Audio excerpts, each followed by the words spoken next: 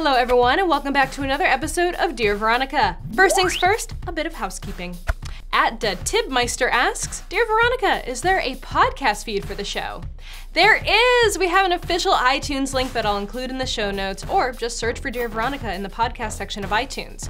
By the time this episode is up, we'll also have a standard RSS feed for all your other podcatchers. And if you love the show, leave us a review. Okay, enough about me. Let's talk about you. Our first question comes to us from Carl R. on Facebook. I've always wanted to know if it's bad form to call companies out on Twitter.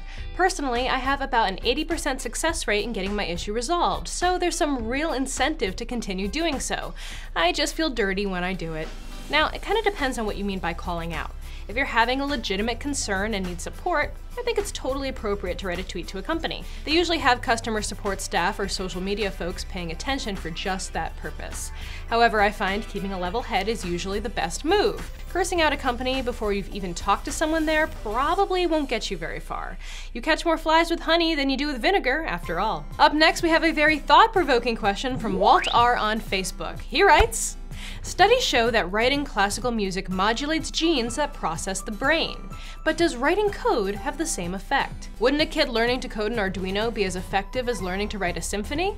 To help tackle this question, I'm bringing in my friend Anthony Carboni, host of Three Scientists Walk Into a Bar. Take it away, Anthony. Your brain can absolutely change in response to something you do all the time, like playing an instrument, to use your example. That's called neuroplasticity. It's not gonna change your genes, but it will change the structure and the size of the parts of your brain that are used to do that activity. So would writing music and writing code have the same effect on a brain? Well, both have been shown to cause increased activity and gray matter density in areas of the frontal lobe that are associated with executive functioning. But everything you do uses multiple areas of your brain, and music and code don't have every area they use in common. So no, writing a symphony and programming an Arduino probably won't affect a child's brain in the same way. At the same time, if you have a kid that is either writing a symphony or programming an Arduino, don't worry, you have a smart kid.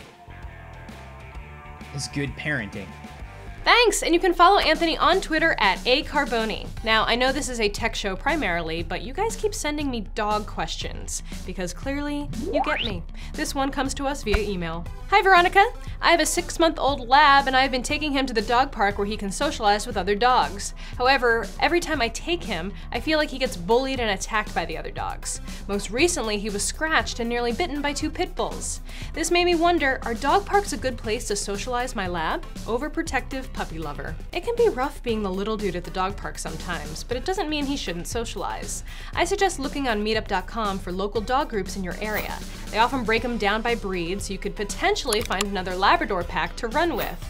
Since it's a smaller, more controlled environment, he'll have more time to adjust, and you'll have an easier time watching him. Unfortunately, you can't control other people's dogs, so you have to make the best choices for yours. I don't know why people keep sending me dog questions. And finally, let's have a little quickie question for the end of the show. This one is from @Pingy on Twitter. What backpack do you have on the Dear Veronica behind the scenes with Saran Norris? This is my bag from everlane.com. They are a web-only retailer, fantastic, love them, great basics, and they also sell bags. But I also love this because it has a little, kind of looks like an emoji face, right? Hello, I'm a backpack, aren't I adorable? Anyway, great bag. That about wraps it up for this week. Make sure to send me your questions using the hashtag DearVeronica or by emailing me at veronica@engadget.com. I'll see you next week.